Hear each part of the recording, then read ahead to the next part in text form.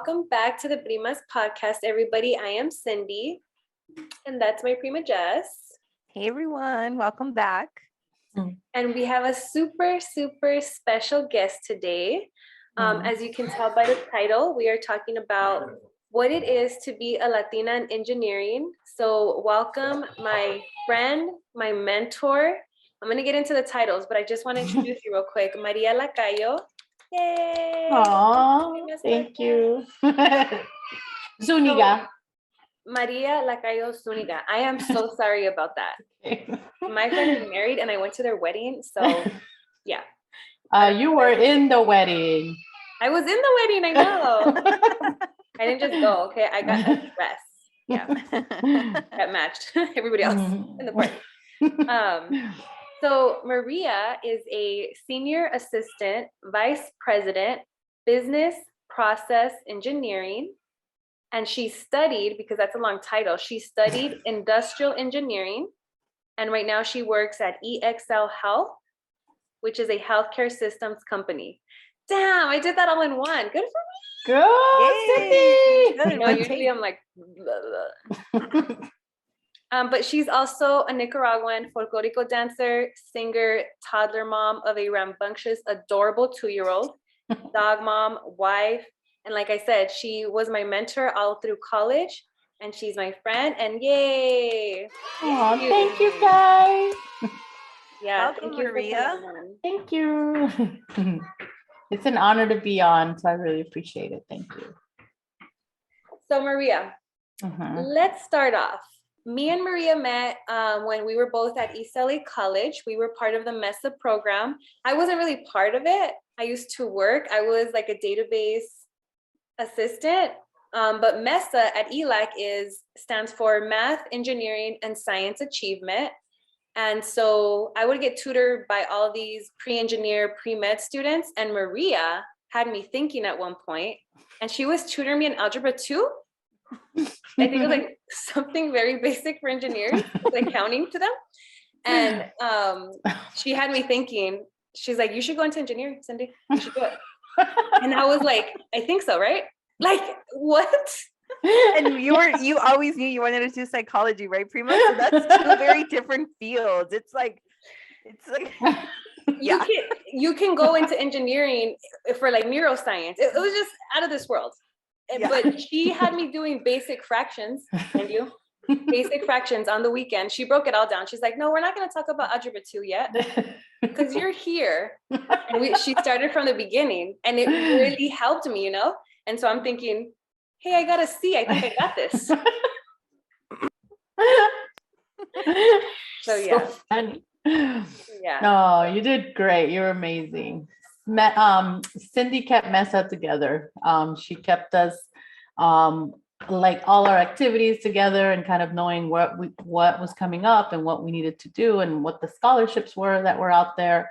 And she just really motivated all of us, even when we would come in all stressed out after an exam or something like that. And she was great. So she just really helped all the students, and we would have not made it without her. Yeah, that's just because she loves me, guys, because all I did really was print out like when the tutors were available. And yeah, I did some parties. No, you had. I did some culture building parties. She did. She made parties. She had snacks for us. She did all kinds of stuff. Yeah. We needed that.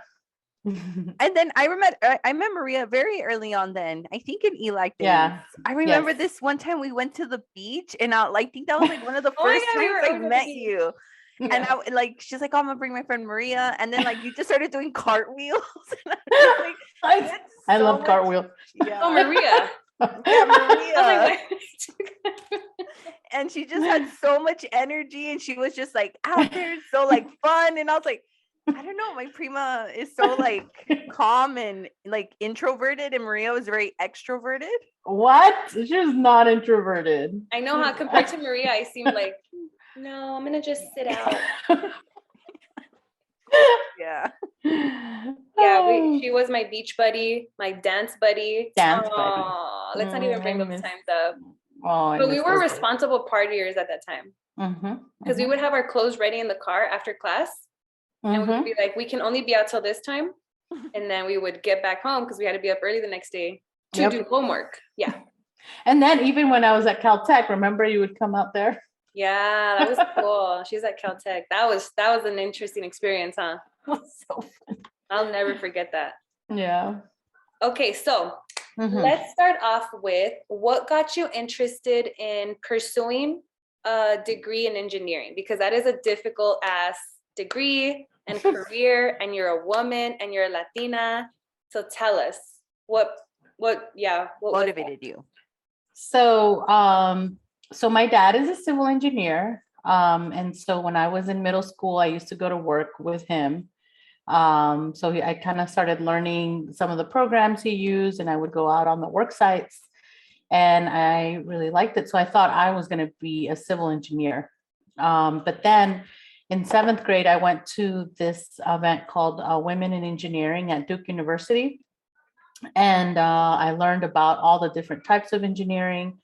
They didn't really talk about industrial, but I still thought, okay, I'm going to do civil. And that conference really motivated me as a middle schooler. Like, hey, I saw other female engineers. I could really do this. But I did struggle through math and physics and science and all of that, but I really enjoyed it. So I just worked really hard for it. And I just got really excited about thinking about the things that we could do as engineers and the difference that we could make. But then I also liked the healthcare field. I always did. So I was like, should I go into medicine? I'm not sure. But then, so I ended up starting the university at NC State, North Carolina State University in North Carolina. I started out as a freshman, as a civil engineering major. But as I started learning a little bit more about it, I saw that they offered industrial engineering, and I read about it. And I was like, whoa, that's more me, because I like technology and I really like helping people. And I saw that you could work in the healthcare sector. So I was like, wow, okay, I think that's more me, because you're working with a lot of people, and industrial engineering is really about improving processes and developing processes that make a difference in people's lives and make everything easier. So in the healthcare setting, basically you would be, let's say you would be improving the ER process, right? Coming into the ER, let's say just the way that patients come in, how efficiently they're seen. If it's a trauma patient, how is that operating room set up so that you can quickly address the issue that they're having, or have a quick surgery if that's needed. And you're basically reducing a lot of waste, and you're reducing wait times for patients. But you could improve any single process that you're working for, even just admitting the patient to the laundry area where they're washing all the linens and everything. So every department can definitely be improved upon. And the systems that they use, the computer systems that they use as well. So I always liked healthcare, and then I liked engineering because I get to work with a lot of people in industrial engineering. I almost thought I was going to do psychology at one point, because I do like psychology and I do like talking to a lot of people. And I discovered industrial psychology, and I was like, oh, wow, I like that too. But you have to incorporate all that as an industrial engineer. So that's where I landed. That's how I landed. That's so awesome. I love that. I love things that are more efficient, and I'm noticing them in like hospitals and even the DMV, where wait times used to be like 5-6 hours. Yeah. Now it's like a walk-in. So like you contribute to things like that then. Yes, exactly. How awesome. Yeah, that is super cool. Thank you. Yeah, how to maximize the space and the time, right? Exactly. Cool. And so you gave us a real life example of industrial engineering, but you have a new role. And can you tell us like what you'll be doing in your role right now, to like a real life example? Well, the new company that I'm working for are developing systems. For example, they're the computer systems that are used in the hospitals to admit the patients, and also to analyze all the data that they receive. So any patient errors that occur, and to improve the quality of the patient experience, and also just eliminate any issues that really arise. Like you'd be surprised at the errors that can occur in a healthcare facility. They might operate on the wrong limb, or it could be the wrong patient, and things like that. And you just have to be really careful, because we are governed, all the healthcare facilities are governed by agencies. And so you have to make sure that you're complying with all those regulatory agencies as well. So in my new role, I will be managing a team where we'll be basically improving all the processes and implementing new processes, streamlining the way that they run the facilities. And so our clients are actually all over the world because it's a global company. In the Philippines, Japan, South Africa, just everywhere. So I'll be working with a lot of overseas clients as well. So. Wow, that's awesome. Yeah. I know so many hospitals right around Skid Row that could utilize your services, Maria. So I'm gonna send you a list. You regulate them. Thank you. So it could be efficient, and I could be like, "Where's my client?" And like, I don't have to go around a million times. I'm like, "You're not efficient. Like, there's a structure."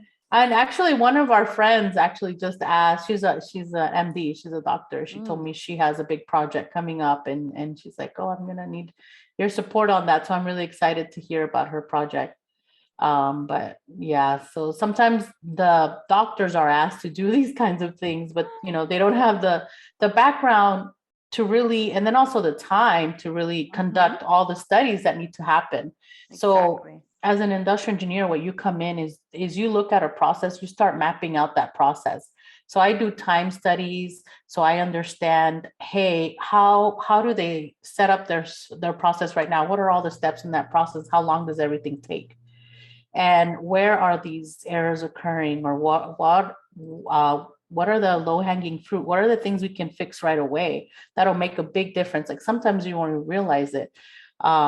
I actually worked in medical device for over 10 years in manufacturing, and there were some things that were so simple right away, like the operators didn't have access to their materials, for example, and so that would slow down the whole process. They'd have to stop and go get everything that they needed.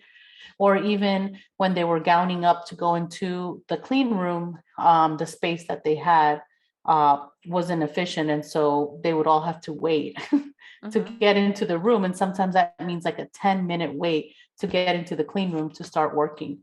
Or even the tools that they use just were not effective. And that would take a long time to finish that process. So it's just a little bit of everything, but yeah, it's exciting. Yeah. And it's like you said, adapting like new technology, because I've even like been referred to like different specialists and they still have paper files. Yeah. And I'm like, what? Like, how do you search it so quickly, as opposed to like using a laptop and scanning everything and looking for that file is like so time consuming, So that's so awesome you do that. I might look into your career, and I'm just kidding. Definitely.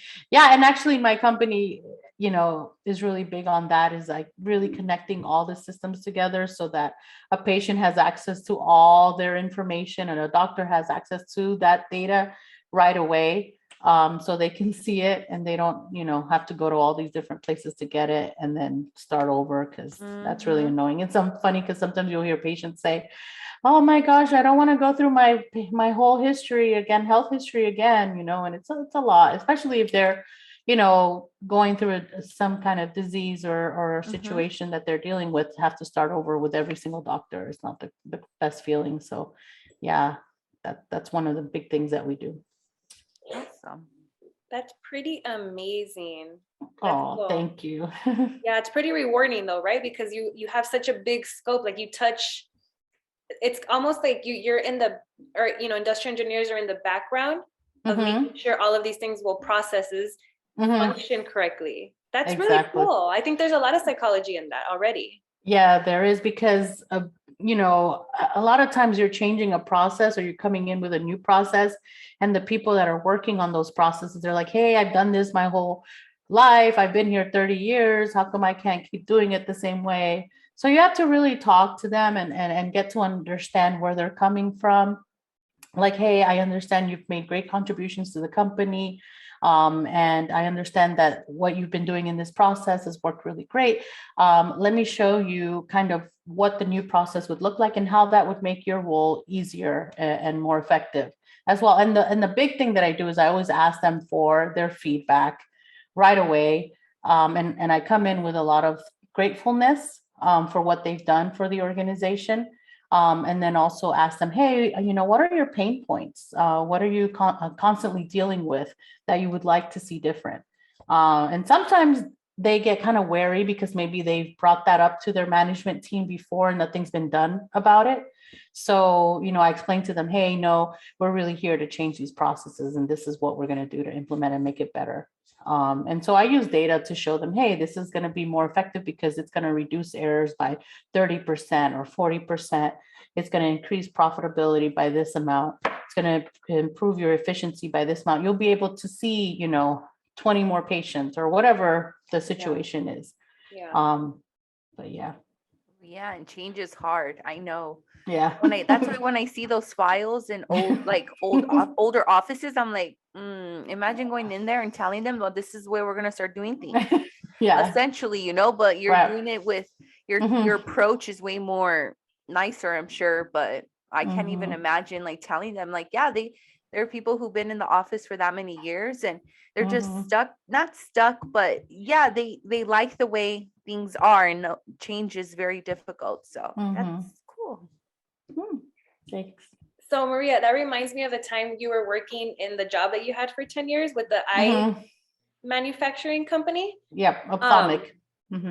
So I remember you telling me a lot of stories, and you're such a people person, and you're a woman, you're so empathetic, you're so sensitive, and like you pick up on things. And so can you share some of those unique challenges you faced because you're not a traditional, I don't want to stereotype engineers, but like it's very Caltech, right? Like when you go in there and you're like, there's no way this person can read me as a human being because they're so into numbers or analytics or just, right? Like different stuff that I can't even imagine. And so can you talk a little bit about how people take to you? Because I can't believe you're an engineer. I'm like, wow, that's amazing because you're such a people person. Thank you. Yeah, well, actually, when I first came in, nobody knew what industrial engineering was. So a lot of what I was doing was really educating them on what we can do and what changes we can make. So, the first thing was that I noticed was that their costing of their products was off, and they didn't know their processes. So they didn't know how long it took to make a product. And so what I did is I came in, I studied that process, I mapped out the process, and then I started identifying different areas. But I worked with every single lead, every single operator. I was on the floor a lot. And I think sometimes engineers don't tend to do that, really connect with the operators that way. But to me, that was very important to get to know their job, how they assembled the product. And I would work on the actual product myself because I wanted to make sure that I was learning it accurately and also providing the support.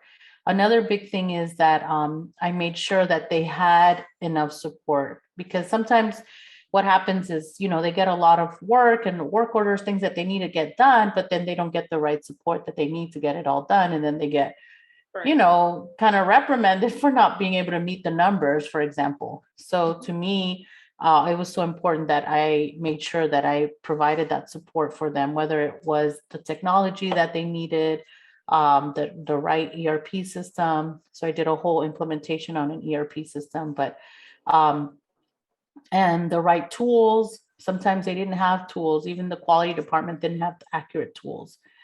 So I really got to know what they needed. And the team was very, very motivated, and they really appreciate that. I did other things too that I learned from Cindy.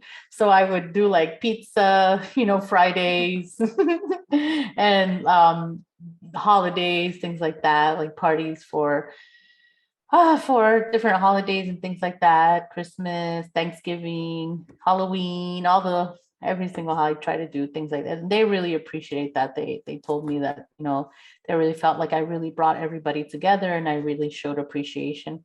Another big thing that I did is during reviews, because I also managed engineers and other technicians like maintenance technicians and supply chain specialists. So during the reviews, I always asked everybody to provide kind of their feedback on how they were performing, how they felt like they were performing, and not just me giving them feedback of what I thought of the way that they were performing. Because it's really important for people to be motivated and also have their own goals. And I kind of be able to reflect and see like, hey, I did this great this year and I would like to see improvements here. And I'd like this support to be able to get there. So that's kind of how I connected with everybody. I really felt like I wanted to mentor everyone as well, made sure that their career path was going in the direction that they wanted. And also just offered them opportunities as well. Wow. Did you minor with a clinician? As a clinician? No, for me, no, I didn't have a minor. It sounds like not only were you an engineer, but like you're like counseling them and giving them that like HR role also. No, but I have a lot of psychology friends and I did like psychology a lot. I do like it a lot. So I read a lot about it, but in industrial engineering, it's actually part of our curriculum, what we learn. Because I got my bachelor's at Cal Poly Pomona in industrial engineering. And then I got my master's in healthcare system engineering at Lehigh University. So I felt like I got a lot of education and we did talk a lot about those things as well in both of those curriculums. So, yeah. And you were also always doing some pretty cool internships. So you got a lot of different experience. I remember when you were applying to work at a Coach. Oh, it was Louis Vuitton. Louis Vuitton, I'm sorry. Yeah. You go into fashion and I was like, yeah. What do you do there? And you're like explaining. I was like, oh, okay, that's cool. Wait, what was that intern? So no, I didn't do it. I really liked it. They offered me the internship, and I was going to be able to travel to France and Spain. I was so excited about it. But they wanted, it was an internship and then to be able to start full time. And I've always loved healthcare. So I was like, I don't want to give that up. But they have a manufacturing facility in San Dimas. So basically they need an industrial engineer to really run their manufacturing lines and make sure that they were running efficiently, effectively, getting all the product out that they needed to get out, things like that. So, but there were a lot of great perks, of course, the purses and everything else, and then traveling. And I think the lady that was going to be my boss was a female. And so I think she was really excited to see another female engineer. But two of my other colleagues ended up with those jobs. But yeah, that would have been nice. Fun thing. But I did do other internships. I interned at Watson Pharmaceuticals, which is a pharmaceutical company, Southern California Edison, and JPL NASA. I got that internship through ELAC, through Professor Rodriguez. He recommended me for that program, and I had no idea what it was. It was a surf program, and I was like, whoa, like space exploration, that sounds great. I didn't know if I was going to get it, but I ended up getting it. He could only recommend one student out of his whole program. So it was a really nice experience. I lived at Caltech. I had to find my own project basically. And I ended up working for their inventory division, where I was making sure that they were reusing a lot of the materials that they had, because they did have a lot of waste sometimes on projects where they would get all the material that they needed, but then sometimes they wouldn't use it all and then they would just discard it, which was not great for the finances. So I actually had to interview a lot of different people who used a lot of the different equipment. And then I developed a website for them to be able to track all that material and be able to transfer it from project to project. So I worked with the developers on that, but that was a lot of fun. I even had to do a presentation. That was like one of my first big presentations I had. And I didn't even know Toastmasters was at my presentation. Oh, So that was wow. interesting. Yeah, they said they were like, oh, you should come on to Toastmasters and do competitions. I was like, whoa. I didn't do it, but that was just interesting to hear. So I was really grateful for that. But it was a great experience. I was on the Caltech campus, and I just got to meet a lot of different people there.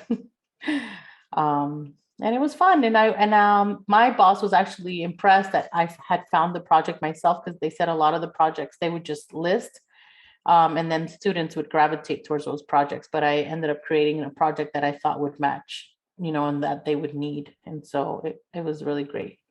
And now I'm still part of their program and their board. So I come back, and they evaluate the presentations that they do, and they always have, activities. So that's great to be part of all these programs I've been in, or scholarship groups that I've had, and alumni of the different organizations. And I'm also mentoring different groups like Society of Women Engineers, and the industrial engineering organizations. So it's great to be part of all of that. And I think mentoring is just one big thing for me that I've always loved to do, and I always want to continue to do my whole career. Wow. I know, Aww. it's so inspiring. I can hear you talk all day, Maria. No way. Thank you. That's it. I'm going back to school right now. Me too. Seriously. You can do it. So Maria, speaking of you mentoring women in engineering, what are some challenges that you faced as a woman in engineering? Yes. So sometimes my ideas were considered pretty out of the box. In my undergrad program, there was a class called, it was like basically a senior class where you would basically do a senior project every week. And so I had to be in a group, and there was one of the guys in the group kind of had issue, I think, with girls or women in engineering, but he kind of would knock down all my ideas all the time. And I would just wonder, like, hey, is it really weird? Like, I don't understand. I mean, I know my ideas kind of seem really different, but I needed kind of validation, because I wasn't sure, like, maybe I am kind of crazy. I know that I'm more of a people kind of person, and I don't just stick to numbers. I use my intuition on things as well. But I asked my professor, who's my mentor. He's he was the chair of the department at Cal Poly, and he would tell me, no, your ideas are really great. They're definitely out of the box. And so I ended up having to find mentors in my life that really believed in me, because it was hard for me to go into an environment where guys kind of thought like, hey, wow, what is this woman doing in this class? Because there weren't that many females in my field. And actually in industrial engineering, there are more females than in all the other engineering. So I still had to deal with that, being the minority in the group. And then kind of seeming like I had really weird ideas. But I always found the people and the mentors that supported me, and that's kind of what helped me keep going. Also, my husband, who was my boyfriend back then, he really helped me a lot and kept me motivated when I felt like I couldn't keep going, because it was very hard. I mean, the classes were very hard. I struggled a lot. Sometimes I had to redo a few classes, and I knew that if I just kept at it, I would make it to the other side.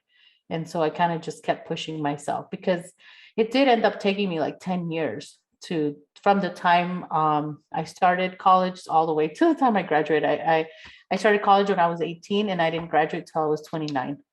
So it was a long journey. I had to work, and I had a lot of like family things I was dealing with.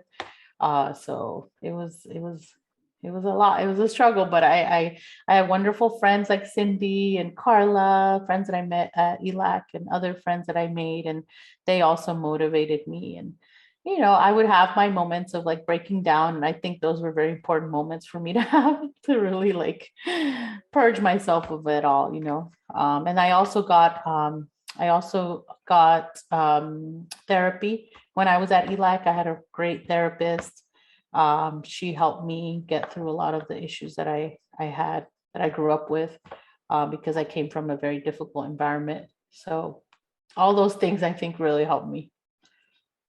Wow, how inspirational. And thank you for like being so like open about that and Oh, admitting you had to like redo some classes, because that's very intimidating. Like not only hearing just the word engineering, but like you have your master's, or did you go further than your master's? I have my master's. Yeah, I'm not doing my PhD. But still, like so many people, and it's not just people, it's women, we don't go that far in these type of fields. So, and it's okay to like, if you didn't do so well in one class and you didn't get the grade that you needed to move forward, then it's okay to try again. Now you came in better equipped, and look, you passed that class probably with like, the grade you needed the second time around. Exactly. And I love that. That's very inspiring, because I'm always like hesitant, even Cindy, like we go back and forth because our GPA is never like the highest, and it's so competitive, and like we're older now, and it's just like, it doesn't matter. Like we got to go back out there because I'm not okay with the life I have right now. Yeah. I need more than this. Yeah. And it does, I mean, it does elevate your whole life.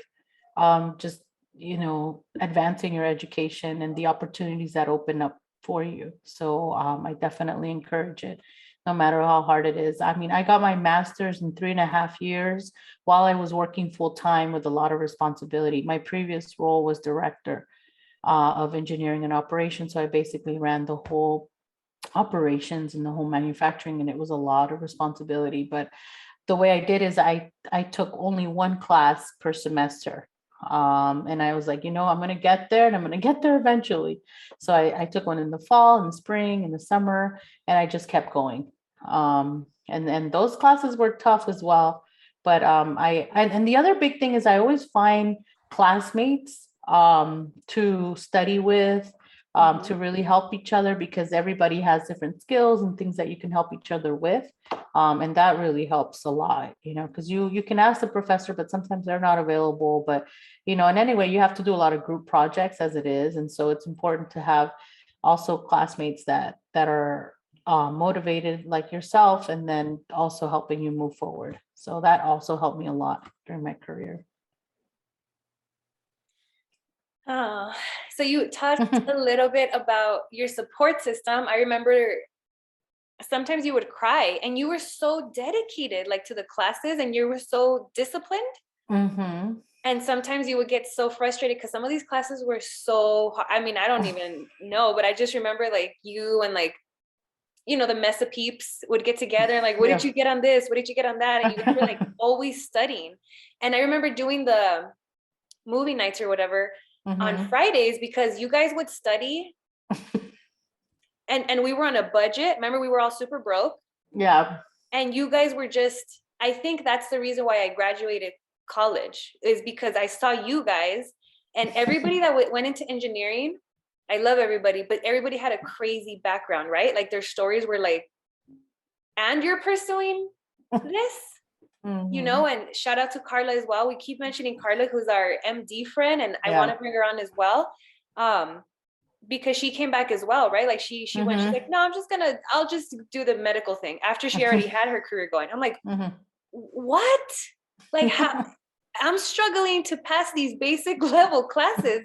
And so it was very inspirational. But can you talk a little bit about, like, if someone does want to go into these harder fields, or if someone's older and they want to go back to school or something like that, how important it is for your support system, if you want to talk about it? You did mention Edgar, but Edgar, I mean, it was just so huge because you guys had to sacrifice a lot during that 10-year period. Can you just talk a little bit about that, how it's important to network and build a support system? Yeah, for sure. Like I said, I always looked for resources. Like when I was at NC State, I started looking for resources. But the thing about my childhood and my what I went through is I grew up in basically in a cult, like in a religious cult, and I dealt with a lot of abuse in my family. And so when I started college, I wasn't really prepared for that life, because I was still part of that church and I still had to do so much for the church. I was very involved, and I wasn't prepared to do the engineering world because that was a lot of dedication, study, you have to study at night, you had group projects, you had all this stuff. And during the time that I had to do a lot of church stuff as well. So I tried to find resources there, but I just never was able to connect with, any of the groups there because I always had to be doing so many church things. So I basically had to pull away from the church and pull away from my family to be able to kind of start a career, just really get my education, because I knew that being part of all of that, I couldn't handle all of that. I basically had like a nervous breakdown because I started college and I was like, okay, freshman year, I'm okay. Sophomore year, I'm kind of chugging it. But starting junior year, I was like, wow, I can't do this. I was doing an internship at the Duke ergonomics department, kind of just improving the processes there, and then also working with workers' comp cases and making sure that the patient, the employees were not having injuries at work and things like that. So it was improving the patient experience as well. So it was an exciting internship for me and I loved it. But I did it the whole summer, and then they wanted me to keep working during the school year. So I did. And that was way too much because I also worked at Duke at the hospital doing electrocardiograms on patients.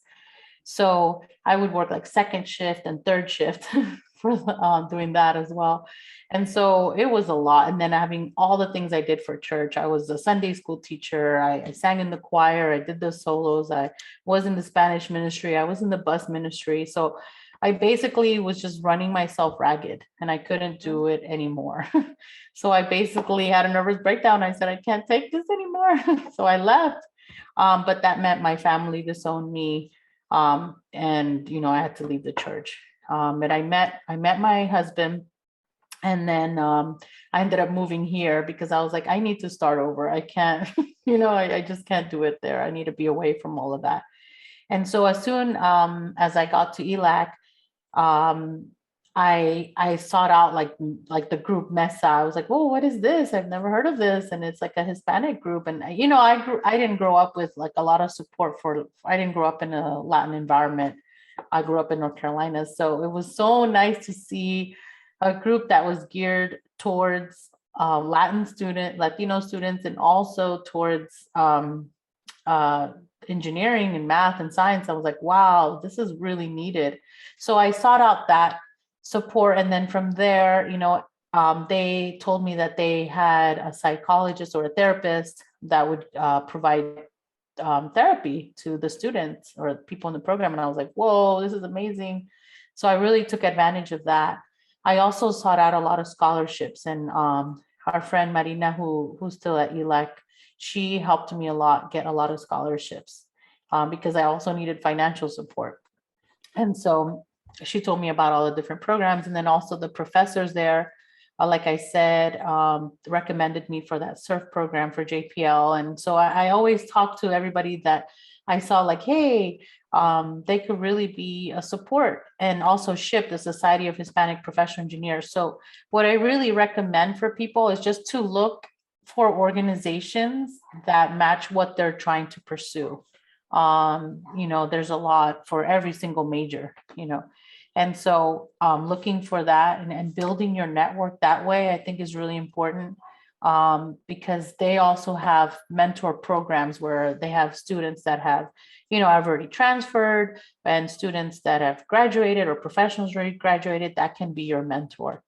And so I always looked for those. Like I was part of the Hispanic Scholarship Fund as well, and they had mentors, and now I've been mentoring with that group. So there's a lot of resources out there. You just kind of got to put yourself out there. And then being an older student is hard. Like I went in, I was like, whoa, I'm like so much older than everybody else.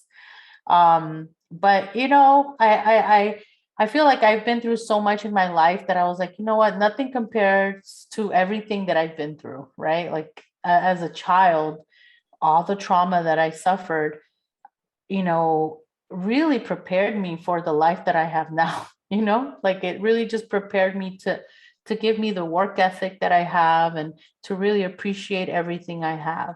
And that also definitely to be a better parent now, and be a different parent. And so I know that I had to do a lot of internal work myself to shed the trauma from my childhood. And so my husband helped me a lot with that. He's amazing, but he's my greatest supporter. And I was also able to have wonderful friends that always supported me as well. So I think it's just important to continue to build your network and also pay it forward. Once you've gotten to a certain step in your life, be able to help other people that need that help. Yeah.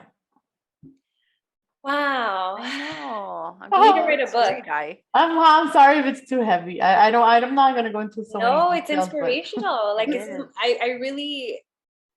I've been having like a little midlife crisis, and I think it has to do with I'm not doing super fulfilling work.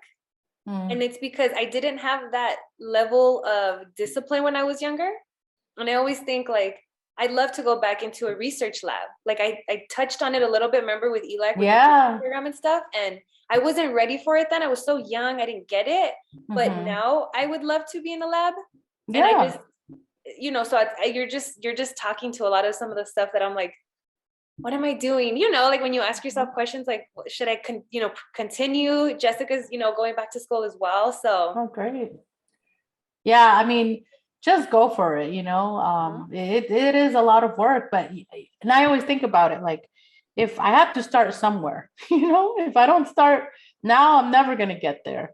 So that's kind of how I always saw it. Like, yeah, I know it's going to be a long journey. It's going to be hard, but I gotta start it. I gotta go. I just can't sit and wait because then, time's just going to pass me by, So, I even now, like I'm always wanting to have goals for myself. So I'm working on my project management certificate from PMP, and then also getting my Six Sigma certification as well. So I always want to continue to learn and to do better and to get better. And I think it's important for everybody to have goals. And, I've had to put some things aside for a little bit because I did have a baby. So I've just dedicated so much time to him. But now he's ready for school. And so I think now I can go back to kind of focusing on my career. And kind of those goals that I want to get to. And then also, I'm also working on a business with a friend of mine. We're working on providing life science products overseas. And so that's something kind of we've been working on since January and building partnerships. And that's been a lot of fun as well, and kind of seeing where we could grow that. But, I think it is very important to continue and to have goals at every single stage of your life. Thank you so much. That was so beautiful. You need to write a book. Oh, thank you. My husband's writing the book. Oh, that's right. You're a great writer. You're a great writer also. Really? I feel like yeah. It's because I compare myself to him and I'm just like, I can't write like that. Well, he went to school for that, right? Yes, like journalism. Yeah. He has an English degree. You guys are a power couple, and I'm very happy to see all of the hard work. I was there from the beginning. Well, of the ELAC years. I remember when you would rough it and yes. Yeah. We would share burritos from Taco Bell. Share everything. Like sandwich from Jersey Mike's or Subway or whatever. Oh my God. Remember we would do the credit card stuff? Just to get free sandwiches? Yes. We used to. You were not embarrassed, which was great. I was like, Maria, we're going to go there every single day. You're like, until we get caught. Girl, it's a free sandwich. And I'm like, okay, let's do it. We would just make up our information. Yes. I would just change my name a little bit. It was so sad. That's how you have to do it. Yeah, it was rough. It was rough. Yeah. But one big thing that I did too is I ended up like working like more part-time when I was going to school, because I was like, first of all, you don't get financial aid if you earn too much. And then second of all, I just really wanted to dedicate my time to the academics. So that's why I only worked part-time. So I really struggled financially a lot. Yeah. All right. Well, thank you, Maria. Yeah. You're welcome. Oh, it's been an hour already. Wow. Well, we started a little bit later, so not a full hour, but thank you so much for coming on. You're a huge inspiration to us, to the community. I hope everyone who's listening can get something out of this. I know I have, and you're my friend. And I know you, and I'm like, wow. So thank you so much.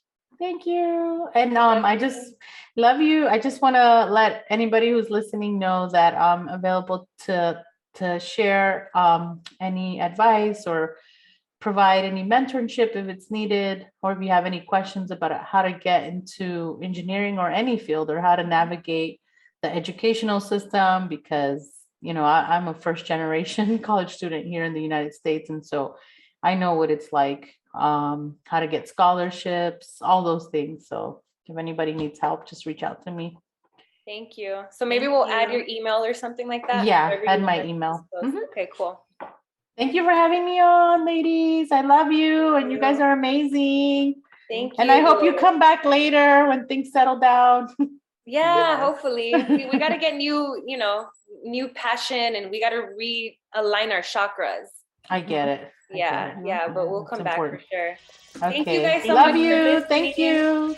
Thank you guys. Love Bye, you. guys. Bye-bye. Bye.